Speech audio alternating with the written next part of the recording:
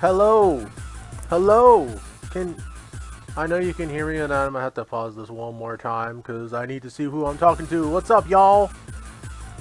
Hanzo here at the Hanzo Honey House. Gonna get into some Tokyo Extreme Racer action. Now, you may be wondering, Hanzo, you rarely ever talk about racing games. What are we doing here? Well, let me tell you. Soon, as in tomorrow, as in hours from the start of this stream, a new Tokyo Extreme Racer is coming out 18 years after the last one. Now, this here is clearly Tokyo Extreme Racer 2, the second Tokyo Extreme Racer game. And the game I spent most of my time actually playing. Now, the thing about this game is you're racing on the Tokyo Metropolitan Highway as the demo is going off right here. A lot of these roads are familiar to me because of Wangan Midnight Maximum 2. The C1, the Wangan, the New Belt, the Yokohama line, all of it's here. And you're just racing people on the freeways on a nightly basis. And you have traffic. And it's all night racing. There's no daytime racing because, you know, that's what they did. They raced at night when there was less traffic of the business folk. So I've been kind of putzing around on this just for funsies, you know, not because I was really like trying to do anything serious, like I'm trying to have a serious playthrough. I'm just like, you know, I felt like playing it. And some of the textures are all jacked up, but that's okay. The point will still reside. This here is the equivalent to the Nissan 180SX, or here in the States, I believe it was the 240SX. Yes, happy affiliate anniversary. I didn't realize it's been that long already. Crazy. Hooray, hooray. So, the premise, like I said, is pretty simple. You pick a starting point on where you would like to start. And I think what we'll do here is we will go down the C1 inner loop in this direction. And this is the either automatic or manual transmission, as it explains in the help bar below. And there's a secret. The first game, excuse me, pardon me. The first game, Tokyo Extreme Racer, had a green HUD, and then they changed it to an orange one in this game. Personally, I like the green HUD a little bit better. So I would be more apt to use the green HUD over the orange HUD. So we are roaming around the C1 inner line, and we go up, we run into people just because it makes it easier for spacing. We flash their lights at them, and we have ourselves a race. Now, the thing about this race is there's meters at the top of the screen. The faster you are in front of your opponent, the faster that meter drains. Now, it drains if you hit walls, hit traffic, or hit the opponent yourself. But if you get far enough ahead of them, it'll drain their meter as quickly as possible. And some of the NPCs in this game be cheating, you know, not fun, not great. But these earlier stages are pretty easy. As the game progresses, harder opponents show up, and the more opponents you race, the more cars you unlock. Emperor of Husky with 100 bits. What's up, sir? Thank you for the Hondo Bitos. What's up, buddy? Emperor Husky remembers this game quite a bit. In any event, you unlock cars as you defeat them on the highway, and then you can purchase them from the showroom. In situations like this, I generally would have gone with an RX-7, but this particular game does not have the official car licenses. The later renditions of this game and its variants got official licensed cars to show up. And I actually got into a debate online today over Honda vehicles being involved in street racing video games. I vividly remember reading an article back in like, I don't know, maybe 2006, 7, 2005, somewhere around there, where Honda's like, if your game is depicting illegal street racing, yeah, woohoo, Tokyo Xtreme Racer. Did you hear? A new one is on the horizon in hours, sir. I gotta upgrade my transmission or my suspension so we can take those corners a little bit better.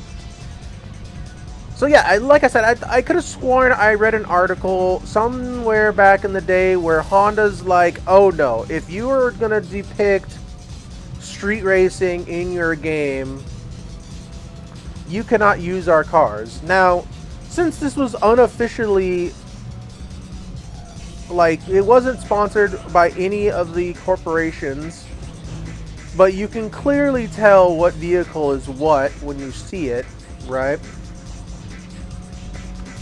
All the usual Japanese imports, or at least imports to us in the States, Japanese domestic vehicles as they are called, or JDM. JDM is Japanese domestic model. All the usual suspects are there. Like, look, that's the Mitsubishi Eclipse. He's really bad. Oh, can I pass him?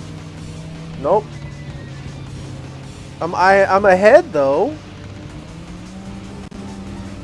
Oh, right here. I'm just gonna blow right by me. He's gonna hit the center divide. Nope, he didn't hit the center divide.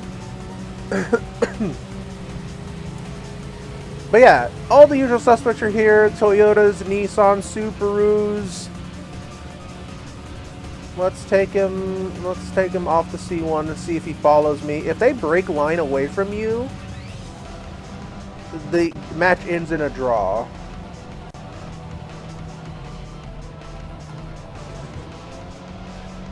We won. Nice. We unlocked a new car, so we didn't have the Eclipse unlocked until just now. So now, if we go to the car dealership, if we had enough money, we can buy a new car. And so the thing I've realized about this game, especially this particular game, there are times you can make bad purchasing decisions and it'll actually cost you it'll cost you the ability to progress forward in the quote-unquote story. You're just obviously just trying to be the biggest street racer on the block, and I'm waiting for this car behind me. If you see on the map right there, there is blue arrows denoting cars that are heading in your direction that you have not raced. So I want to race everybody who has a blue arrow. Now you can re-race people if you really, really want to. Oh, this guy may not want to race, man. Come on, bro. You have a what is that? A Toyota 11? The 1186? That looks about right.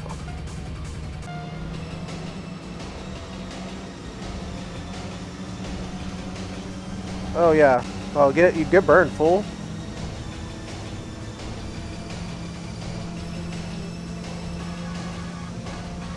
Oh yeah, that's easy money.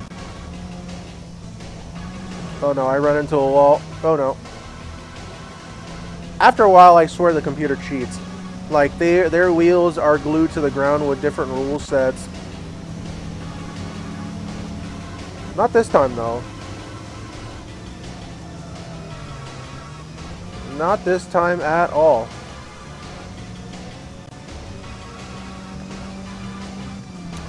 And there's also secret races that you can race. Like, there are racers who won't show up under certain circumstances. Like, I guess sometimes you have to have a certain credit limit. Sometimes you have to have like a certain day of the week, I think, is some of the prerequisites. Or sometimes you literally just have to just keep beating people and they just show up.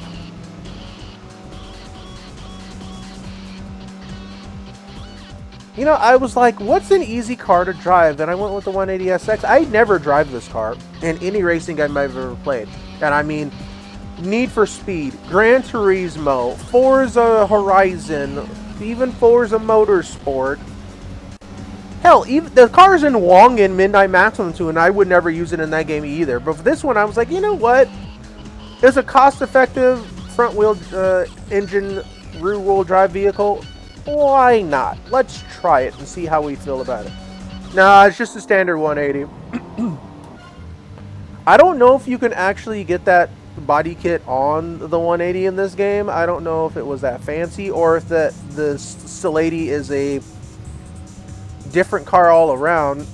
It could be. It might be. This is with the heyday of Initial D, so it's like, I think this game came out, I think it said 2000, you know? And mind you, there have been other games past this game, but this game is the one I find I cherish the most.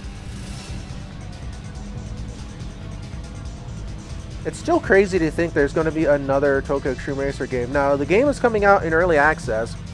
I think the early access cost is going to be like $30 USD. Wow, that taxi's like, hey, buddy, slow down. You gotta slow down, buddy. Yeah, it's gonna be like $30 USD, and I think there's gonna be like 50 cars to start before the official release. And there's gonna be more interesting aspects about the cars in the sense that, like, there's gonna be NOS gauges, there's gonna be tire wear, because there's no tire wear in this game. Obviously, also there's no NOS as well. What are we challenging? Is that a Honda Civic? Yep, Honda Civic EG6. Popular Honda vehicle. That's pulling away from me on the straight, which is kind of crazy, but it'd be like that. The Wangan, as it is, the Bayshore route that is very famous for high-speed racing. Okay, so we're going to take him on the... Oh, he tried to juke me. Oh, the taxi's like, no, I want to play too. He's going to split off to the Wangan. Oh, no, okay, he's following me.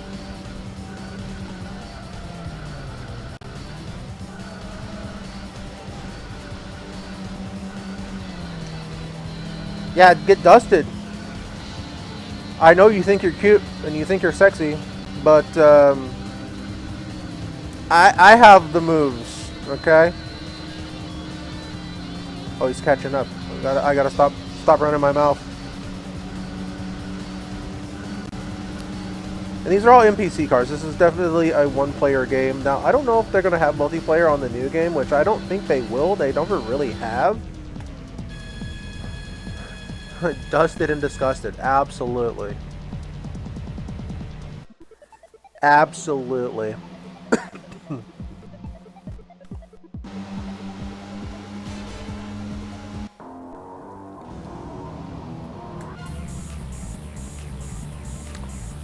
Another thing I'm actually looking forward to with a new Tokyo Extreme Racer is the soundtrack.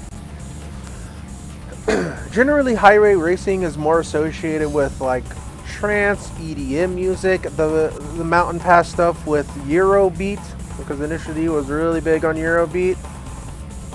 In the 2000s, everything was so state of the art. It was all techie and cutting edge, so it was a lot of like techno sounds for the early 2000s. Oh, the FC RX-7. Okay. Dizzy Dave. Well, thank you for giving me the open line. I appreciate that. Well, I'll just, you know, take that and we'll keep it going. We'll stick to the C1 inline unless you split off from me, because you're a jerk like that, Dave. Nope. Dave got dusted just like everybody else.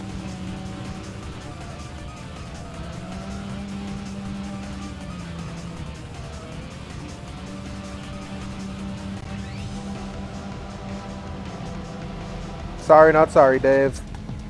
Sorry, not sorry.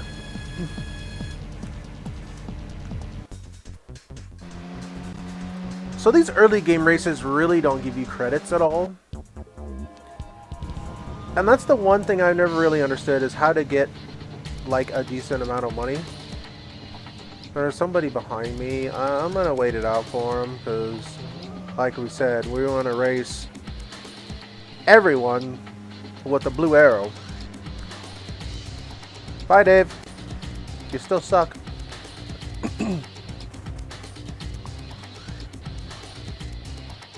So,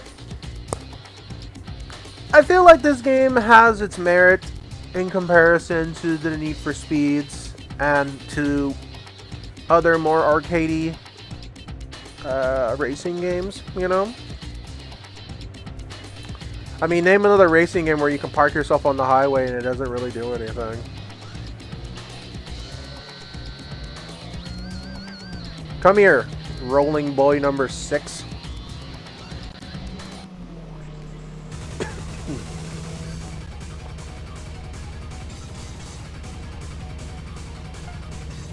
Okay, right after the curve. Nice. Okay, bye.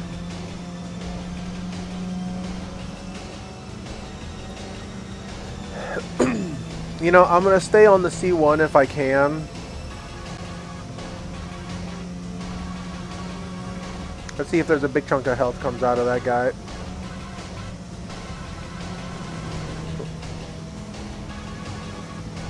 If he loses a big chunk of health, that means he hit a wall really bad. He didn't hit the wall.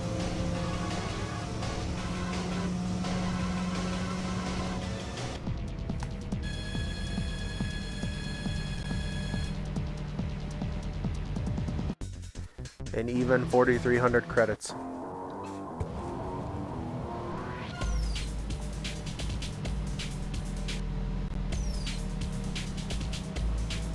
Okay. So let's go down the C1 inner.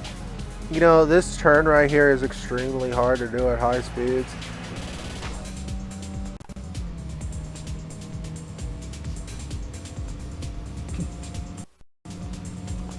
Because it's like you try to go around that thing in like, you know, 75, 80 miles an hour. In a car like this, you're going to be eating a lot of wall.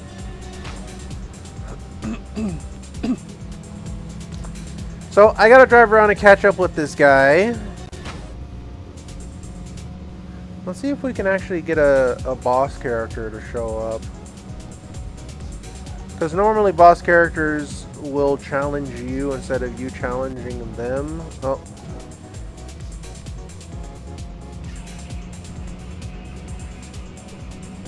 No drifting corner. I mean, yes, but I don't have the suspension yet for that. Playing Wangan for as many years as I have, it actually helped me realize as recently as like, I want to say 2017, 2018 on why those cars in that game handle the way they do. So, hear me out on this. So you can see I'm kind of moving back and forth this way, right? And that looks like a pretty normal set of movements, right?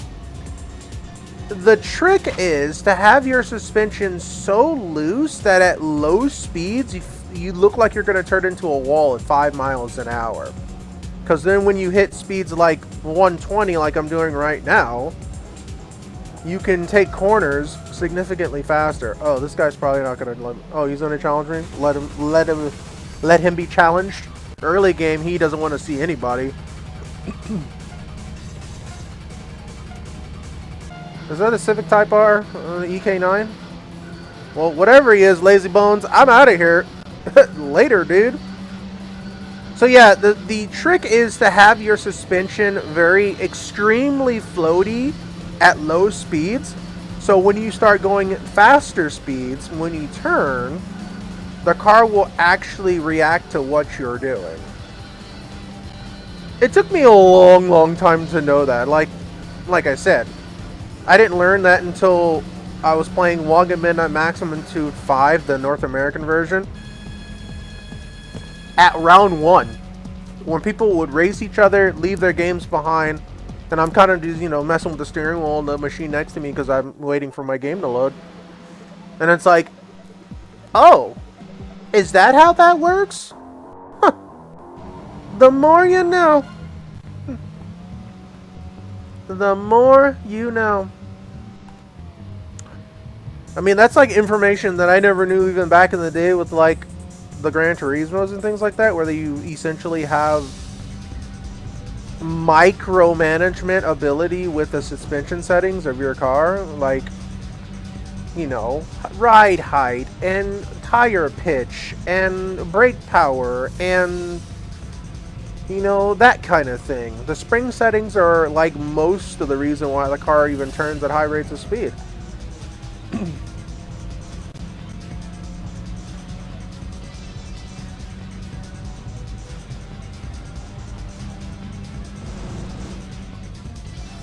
The one thing I realized that you don't have in this game because of the limitations on the Dreamcast, this is the Dreamcast version of this game, there is no e-brake. It's like the Dreamcast was essentially 4 buttons, a start button, and 2 triggers, right?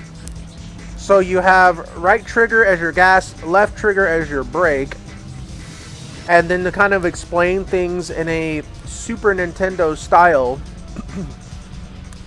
your X button was your downshift, your B button was your upshift, and then your X button was your view point change, and then the B button, or the A button I should say, was your headlights to challenge people. I've already made my loop around the C1. Oh, I hit that tow truck. Sucks.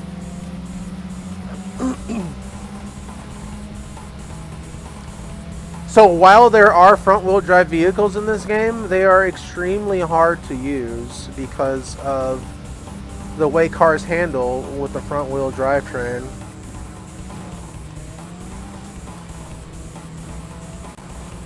I gotta hurry up and catch this guy before he rears off because I don't know what direction he's gonna go.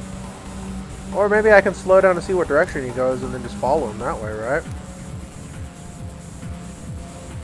Oh, there's more guys on the C1. Is he gonna turn on the C1?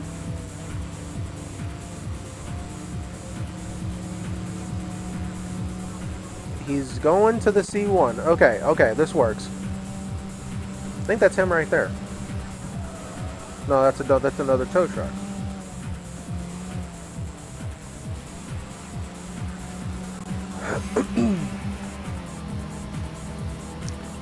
Apparently, if you listen to the typical Wangan player of Maximum Tomb, they would say the C1 is quintessential Wangan.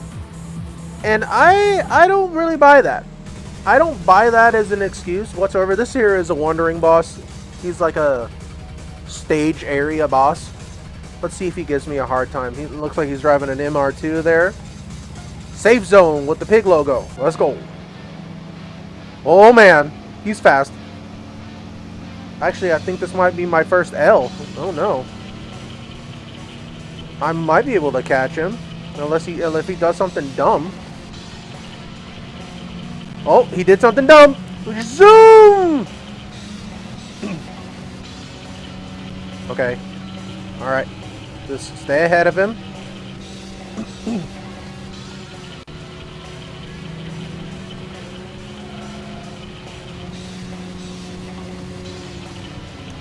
Oh no, he's catching up. He's catching up. Oh, don't hit the wall. Oh no. Oh, there he goes. And with that, I think I lost. That is, we're still in the race, but Our SP meter is getting chomped up. Oh, that's our first L. No! No!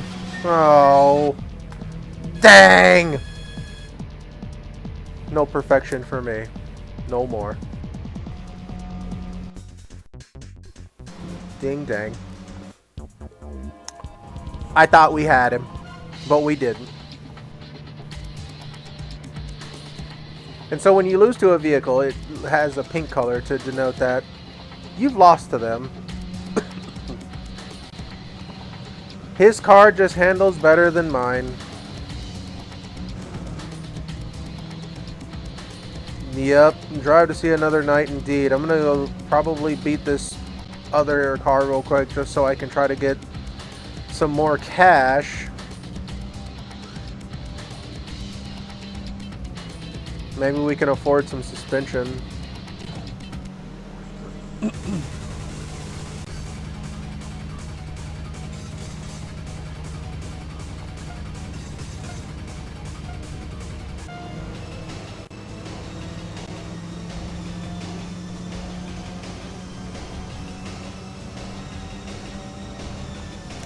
I'm sorry for picking on you, rolling guy.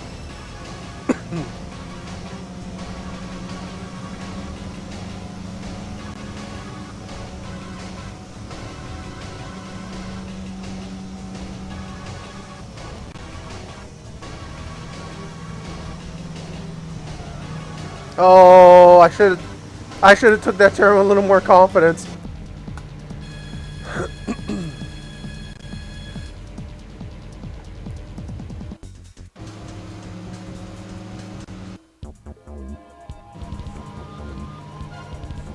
Oh, the rolling guy boss.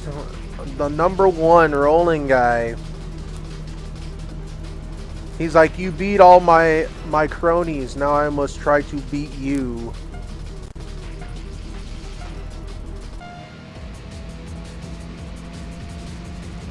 Well, the problem is, rolling guy #1, my car is just better than you, but I'm not better than the wandering pig guy.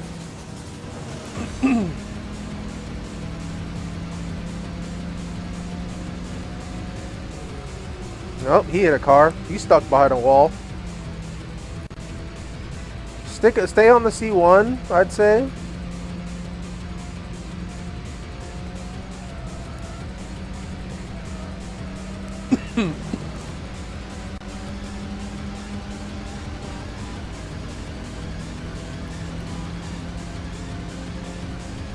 Oh, he's making a comeback. Not soon enough, though. Not soon enough.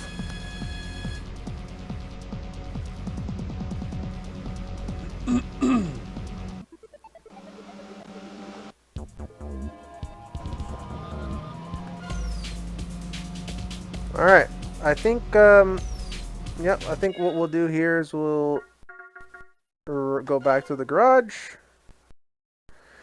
9 wins, 1 loss. We unlocked 2 cars, and our new battle name is Cool Rat. Now, I don't know the specifications behind the nicknames. There's, like, some prerequisites.